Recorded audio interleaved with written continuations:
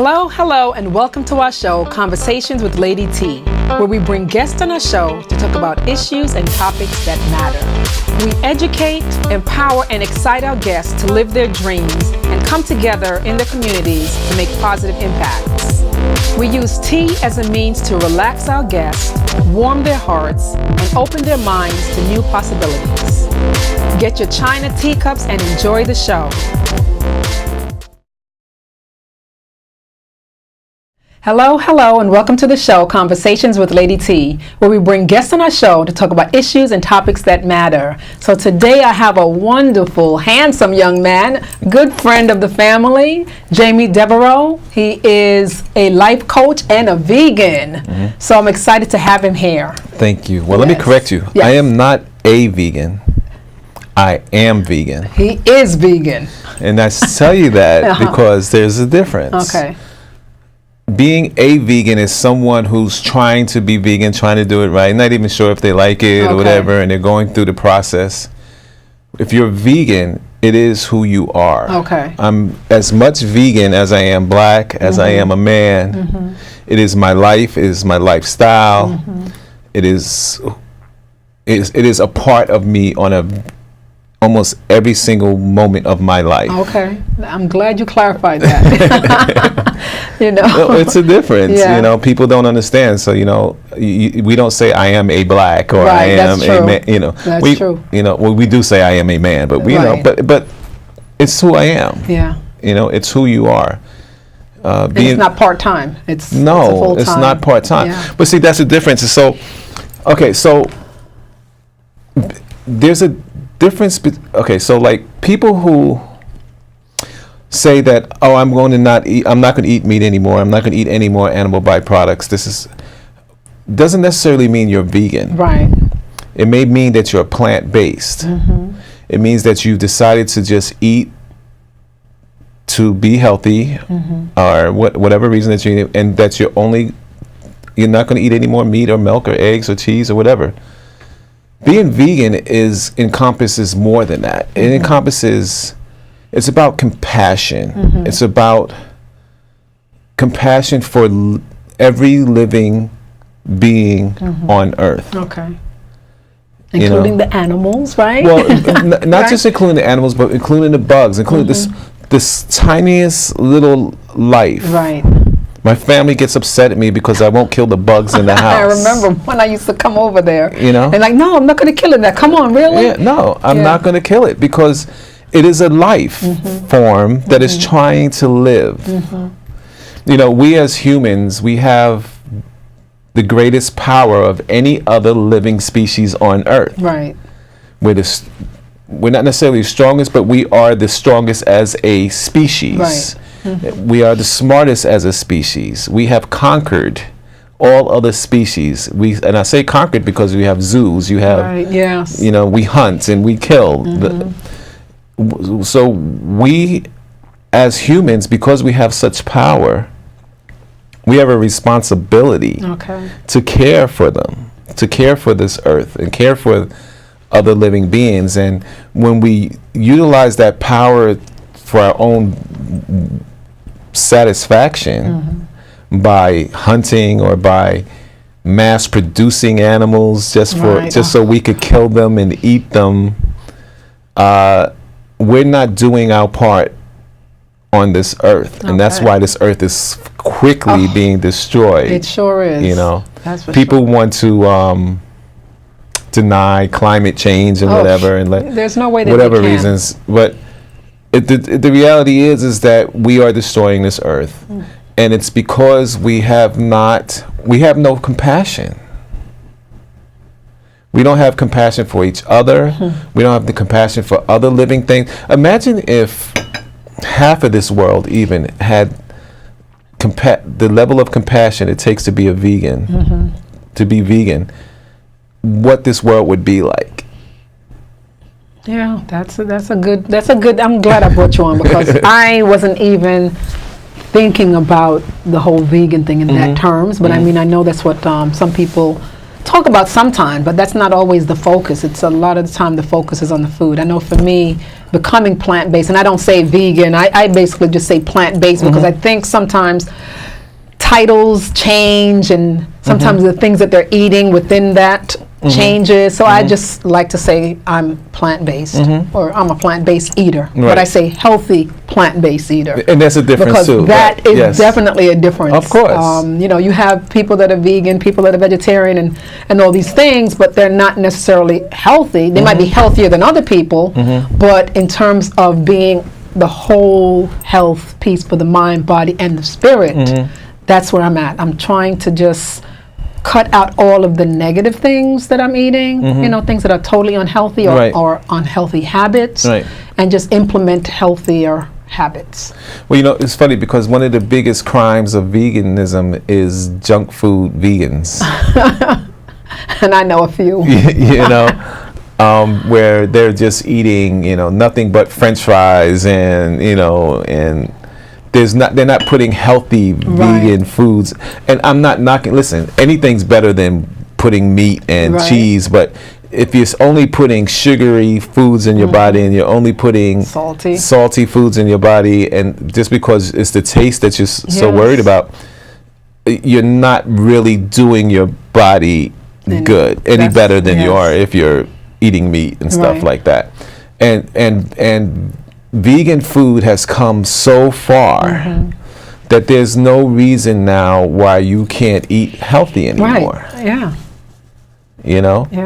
And listen, I love me a piece of cake. And I'm not listen, I had a vegan cake for my birthday a few days ago, and I'm not going to turn down a good piece of cake, but the majority of the food that I'm eat as vegan is vegetables and fruits and raw foods. You know, and now are you like a 80-20%? I would say 80-20, 85, you know, 15%. Yeah.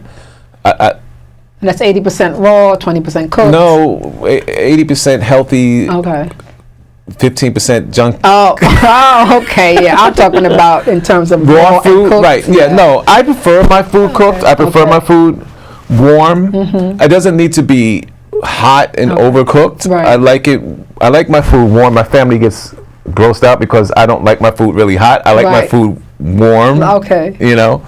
But I will go to a raw food bar and fill up a big giant bowl of raw foods and eat it. You know, and I love it, and it tastes good, and I feel good afterwards. You know, it's clean. I like to eat clean. I mean, even at this point, I am not doing a lot of oil. You know, some people like soak in the oil, and I don't. That's just not healthy. Even if it's a healthy oil, you can put too much as well. You know, you don't want to saturate your body with oil. So sometimes I say to my daughter, I do a dry fry where I'm just putting like a drop of water in the frying pan, or a drop. When I say a drop, like literally about this much, or like less than a half, you know, teaspoon. Because I think it's just too much. It's going to kill it. You're right. And, and these are still, after over 13 years of being vegan, I still have to break out of those habits, because I still love to use my vegan butter when I cook. You know? And it's just oils. That's all it is. You know? And even my daughter gets on my case like, you use too much vegan butter. I'm like, yeah, but you're using real butter, so I don't you know. So, but you know, but you're right. You're absolutely right. And the more and more, you know, the more and more I grow into my veganism, the less I'm eating of those foods. You know, and one thing that, believe it or not, that I believe that I developed was a gluten intolerance from being vegan. Because a lot of processed vegan food uses gluten. And so I've come to find that it gives me a lot of heartburn. So I've had to cut that basically. I just had to cut a lot of that out just to get the heartburn out of it. Because that's you know, that in the middle of the night waking up with heartburn is not fun. It's not fun at all. I know. I mean, and I think that's the problem too. It's just so much gluten in so many things. Well, you know what? I'm not mad at it, and I'll tell you why. Because it's converted a lot of people to veganism.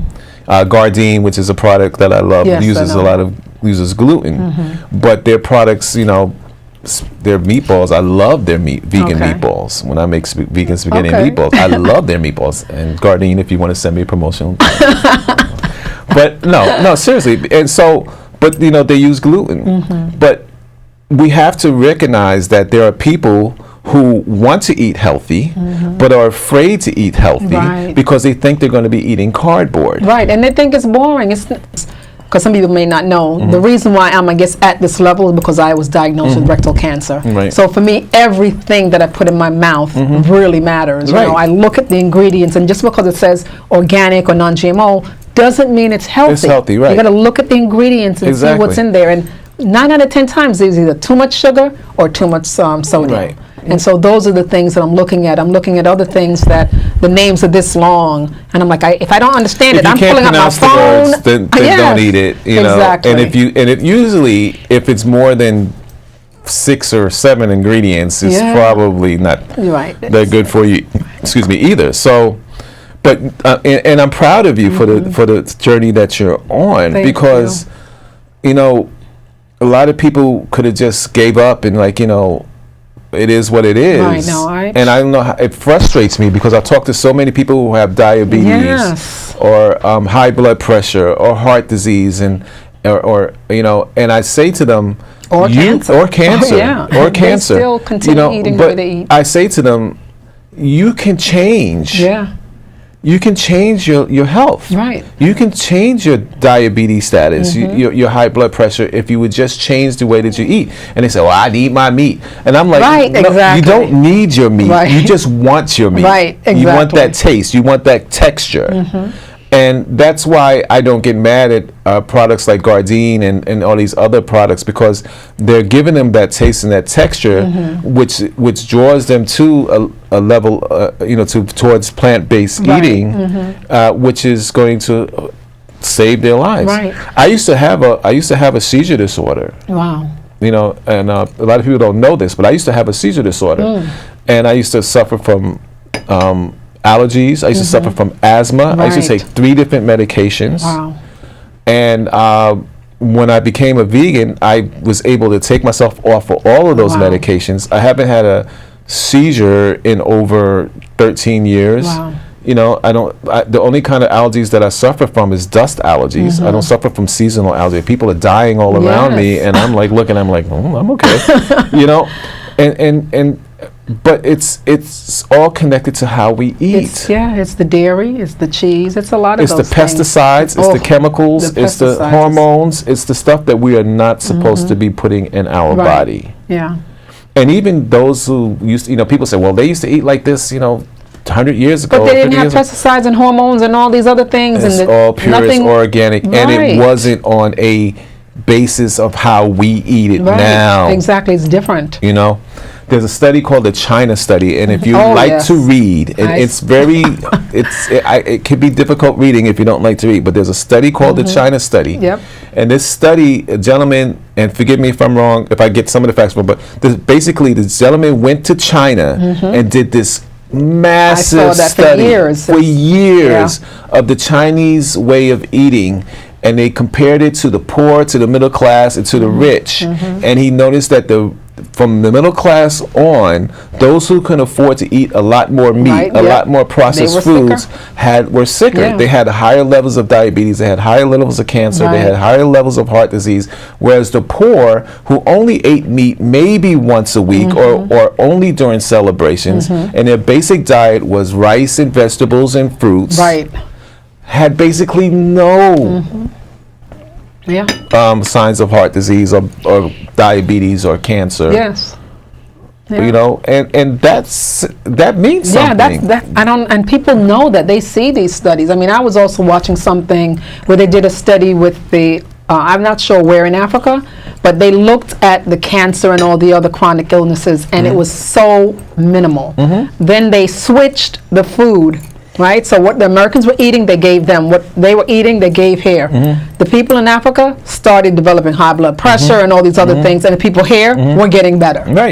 What is it that people don't understand and don't get?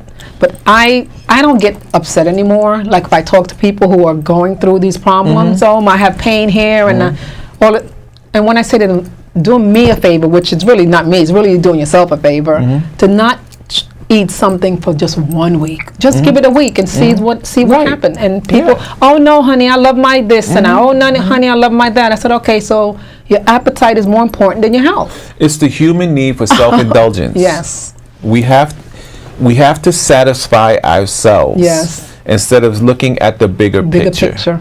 And unfortunately, it takes things like cancer or seizures or whatever to make us wake up and say, I need to do something different. Right. There's got to be a different way. Yes. You know, Dr. Sebi, God rest his soul, he had the answer. He understood it, you know.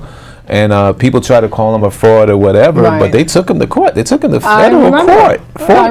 They tried to convict this man, and they couldn't. Because he was curing AIDS and HIV and all these other things. And the judge said, bring me some proof. And he brought 70 people, patients that he cured, and the judge threw it out. That was so impressive.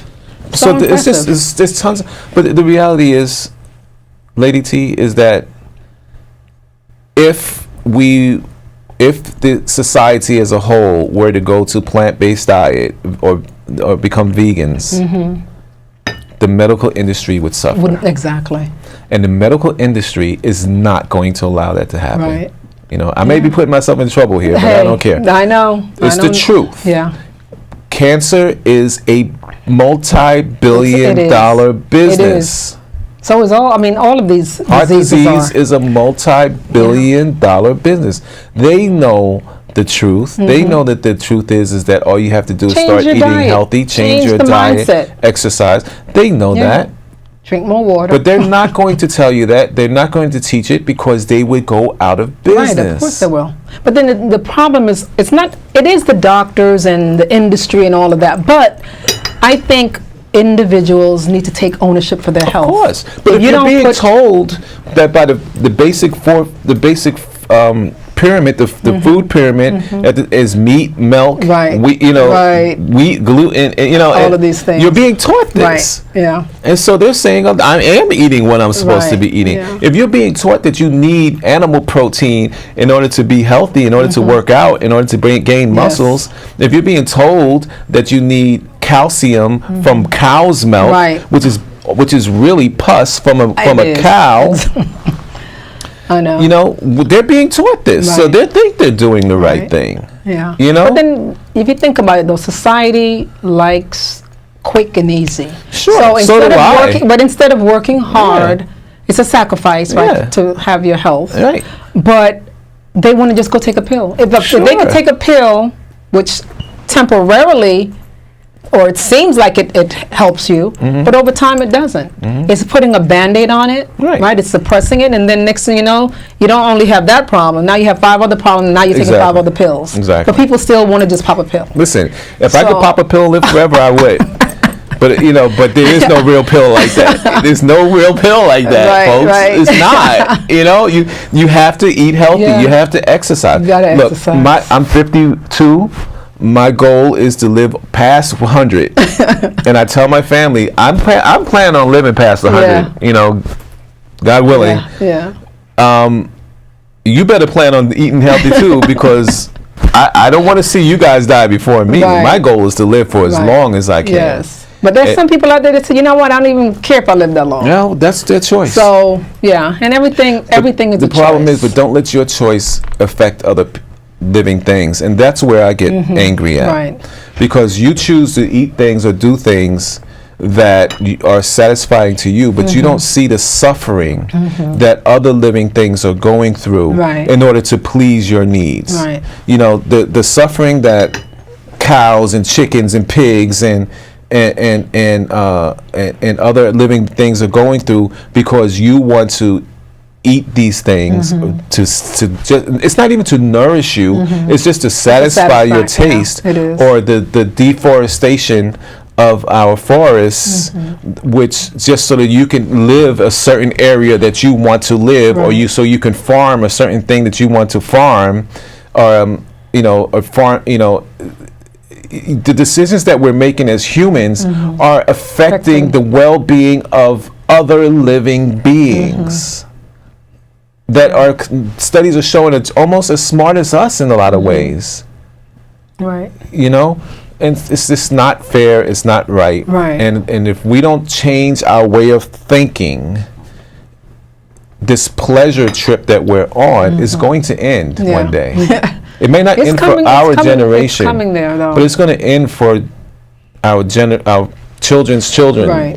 And it's not going to be pretty. No, not at all. It's already going like this. So, Right. you know, I can't imagine like in another 20 years what's going to happen. I'm afraid. I'm afraid for my grandchildren, my granddaughter, Yeah. I should say, and her children. Yeah. I'm afraid for them. I don't think that it's going to be the kind of life that we hope that they have. Right. Yeah. You know, and it's our responsibility to try to make it better for them. Exactly. Make it easier for them. You know, but So tell me, what are some of the challenges of being vegan? not being pulled into, I miss pizza. I mean, I love this vegan pizza that tastes good, but it's nothing like Ray's Pizza in New York City on 6th Avenue. Yeah. You know, I love it. Yes. I love it. And so, you know, sometimes you get these cravings to go back and you have to fight them. Yeah, I know. I'm still fighting mine. Yeah, but it's easy, you know, but it gets easy. But see, because veganism is not just about eating, it's about the entire picture. Right. It's easier for me because then I get the picture of the, you know, of a cow being slaughtered or, you know, being milked to make that cheese for that pizza or whatever, and I realize, oh no, that's not something I want to eat. Okay. You know, and so, but the biggest challenge for me, and then my family's not vegan, and I love them all. I know. I love you. But they're not vegan, so I have to live around that on a daily basis. How does that affect you? Because I know for me, my daughter is not either, and you know, a few of my friends are not. Some of them are, but to me, it really affects me to some degree. In the beginning, it did, but now it's so long. You know, look, I'm a certified life coach. I've developed the ability to say I can't save everybody. Right. As much as I try, I'm also a real estate agent, and you know, and sometimes you want to just help everybody, and you have to realize that you can't. Yeah, that's true. And so even when it comes to my beautiful family, you know, they're going to do whatever they're going to do. Right. I just try to be the example. Right. That's all you could do. You know, that's all I could do. But I won't buy meat at the supermarket for them. Right. And they get mad at me. You know, I'm at the supermarket. They're at the supermarket? Yeah. Can you pick up some bacon? No. No, right. Yeah, because that's going to go against, even though you're not physically eating it, it's still, you're buying something. Right. That means you're supporting it if you're buying it. Yeah, exactly. I don't wear, you know, these look leather, but they're not. They're pleather. You know, I don't wear leather. I don't wear any kind of animal products. Right. I won't buy them. I do have a pair of hiking boots that were gifted to me a long time ago. And instead of just throwing them away, I will wear them when I go hiking, when I know I'm in deep mud and stuff like that. But when it's time for me to buy a new pair I will not buy. Right.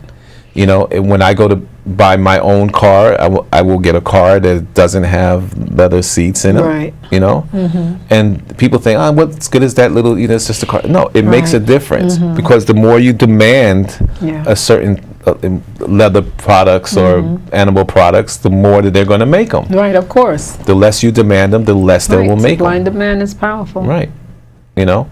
And for you to, you know, for people to think you're just one person, no, I'm one person that hopefully will affect another person, that will affect another person. Exactly. And the vegan community is growing exponentially. It is growing so much, you know. The problem that I see too, though, with eating healthier, whether you're vegan or plant-based, is the price. The gouging of the prices is also another problem. It is bad. It is bad. But if you think about it, okay, so you buy a pound of meat, you're paying what? I don't even know what a pound of meat costs anymore. Yeah, I don't know $5, $6, say for a pound of meat. Probably even more. And then you're buying, you know, all this processed food and stuff like that. You spend $20 on all that stuff, and then you get a heart attack. You have to go to the hospital. It's a lot of money. You're paying a lot more money, you know. Whereas I may get some vegan burgers that's going to cost me $6, but this vegan burgers, that's 4 meals. It's four in the meal, that's 4 meals for me. That's buying some vegetables that I can cut up, and that'll last me a meal. I make a meal, it'll last me 2 days. Right. Yeah. Sometimes I make it and it lasts 2-3 days. Yeah, 2 or 3 days. I've also learned you have to be creative. Like for me, if I want some kind of meat texture, like I started juicing, and when I juice, like whether it's carrots and celery and what else, beets, I put that and make it savory by putting onions, and I use the actual the pulp, and I make that into a burger now.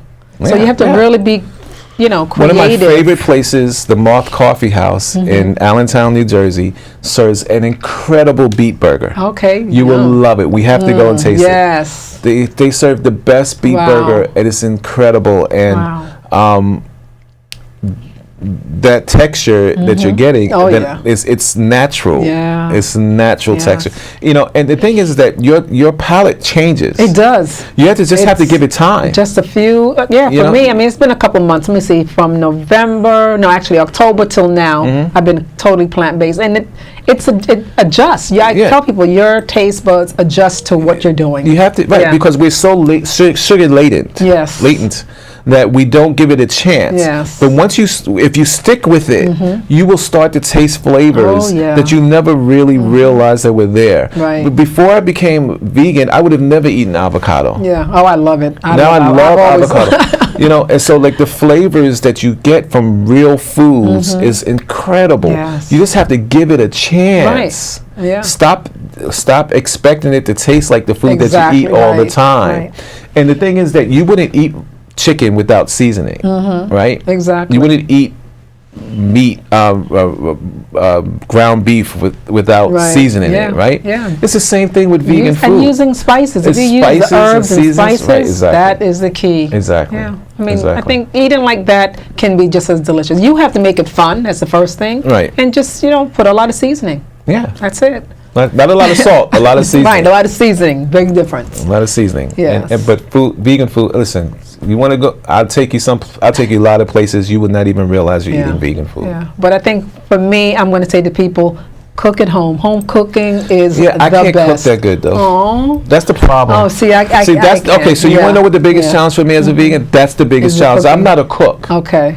So I rely on products that I can just throw together and cook. That's why I like to go out and eat, because I know that I'm going to get good cooked food with certain places that I go.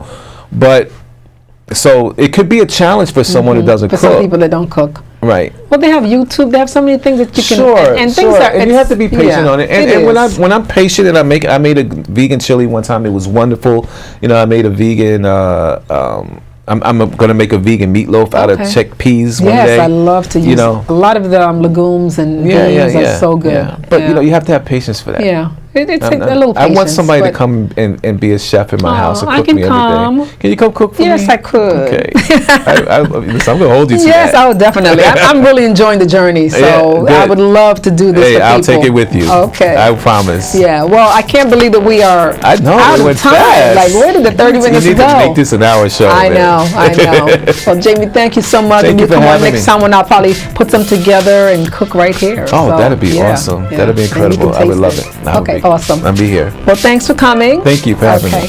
Bye-bye. Take care.